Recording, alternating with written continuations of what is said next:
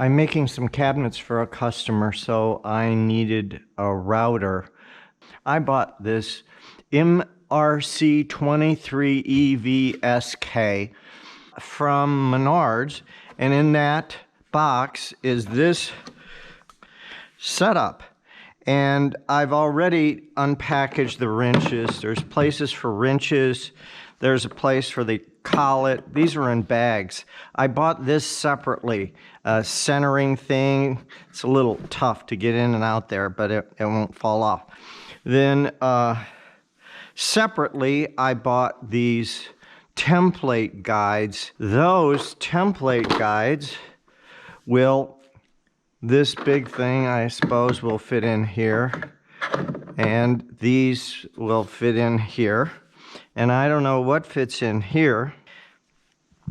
And it comes with a key. And there's a place for the key right there.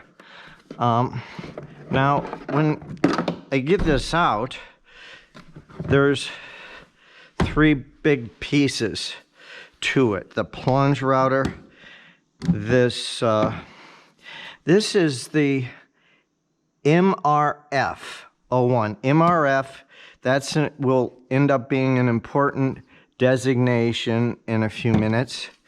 And so the plunge router, I tried to put this back away, and I had this down. So if you press that down and let go of this, it gets in that position, and it won't fit in the box. And it took me a long time to figure out I needed to release that.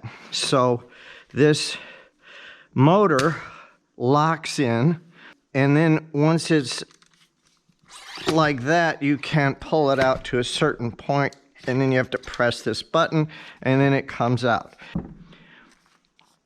So it's also the MRF23EVS. Now, why that's important is I'm building a router table, and I'm thinking everything Bosch makes router-wise is compatible. So I buy this base, which is for an under-counter mounting thing. And this does not fit. This new router has these electrode thingies here. So when you press on the handle, it tells the motor to start. Well, this is for the older models, and there are none for the newer models. So I also bought this guide, a router guide. Now, the part that I was really fascinated with was these rods that came with it. That'll be useful too. But these rods fit in these routers, of course. And what I'm thinking, see, I considered going out and buying the Bosch router, and I checked what's compatible with it. The MRF is compatible with their router tables. Now, the router tables have a few dicey reviews. And what you would have to do to attach any of these things in the router table is unscrew these 3 screws. And now this thing is no longer centered according, to using that centering tool. You would have to do that again to take, every time you take this out of the router table that Bosch sells, you would have to take these 3 screws out and put them back in and recenter the whole tool. Well, I don't want to do that.